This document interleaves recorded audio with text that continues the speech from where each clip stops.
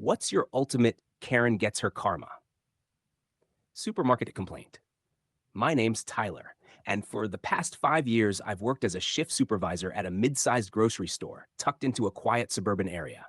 It's not glamorous, but it pays well enough, and most of the customers are decent people just trying to get through the week. Most of them. And then there was her.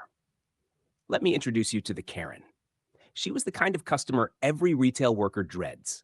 Platinum blonde bob, oversized sunglasses worn even indoors, a voice that could cut through sheet metal, and the uncanny ability to turn the smallest inconvenience into a personal assault on her civil liberties.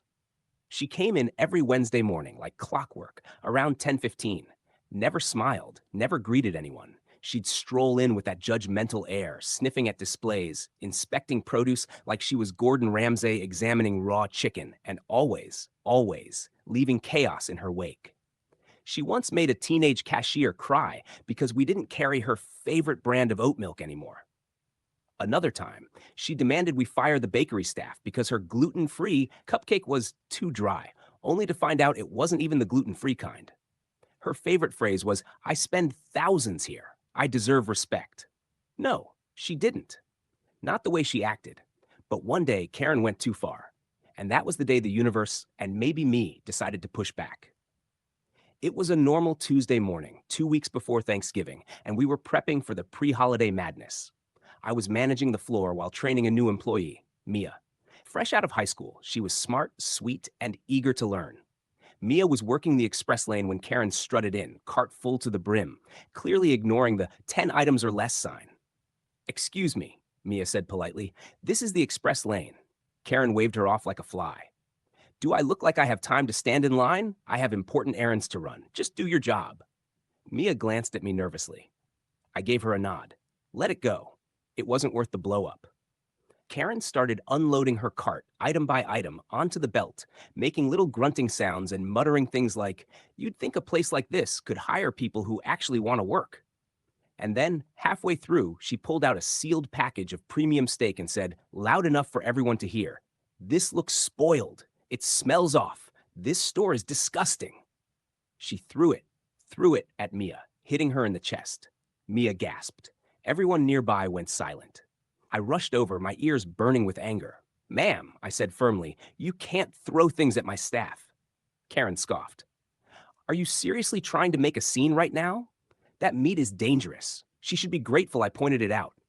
What if a child had eaten it?" I picked up the package. It was still sealed, not leaking, and cold. The expiration date was 5 days away. I held it up. "There's nothing wrong with this steak." She narrowed her eyes. "You calling me a liar?" I didn't answer. Instead, I calmly asked her to leave. She refused. So I pressed the panic button under the counter. Security came over. She caused a huge scene, shouting about discrimination and how she'd ruined this store's reputation. But the store manager had had enough too. He banned. He banned her. Officially. Lifetime. Told her not to come back. She left huffing and puffing, screaming she'd call corporate and have all of our jobs. We thought it was over. We were wrong.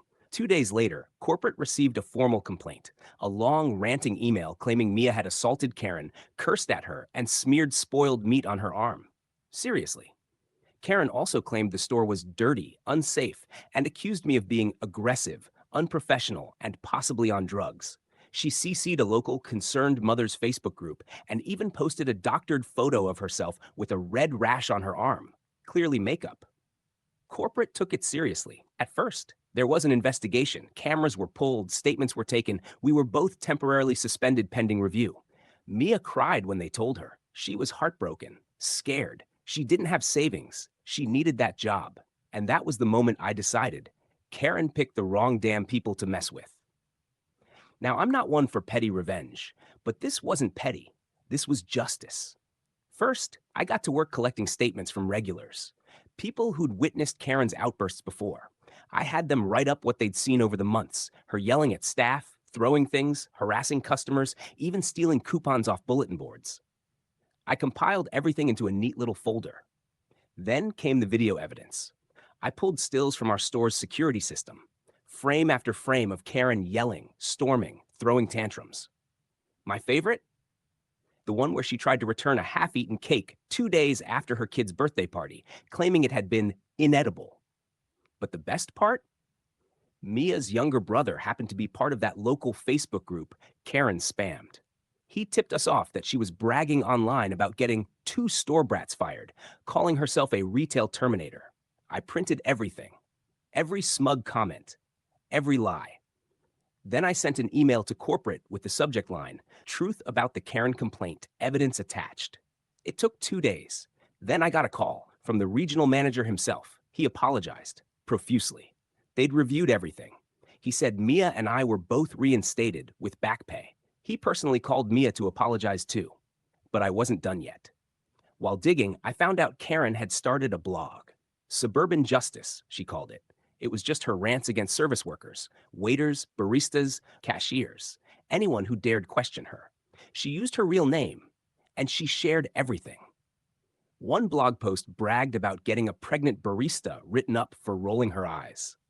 Another described how she got a waiter fired for bringing the wrong salad dressing, even though I never asked.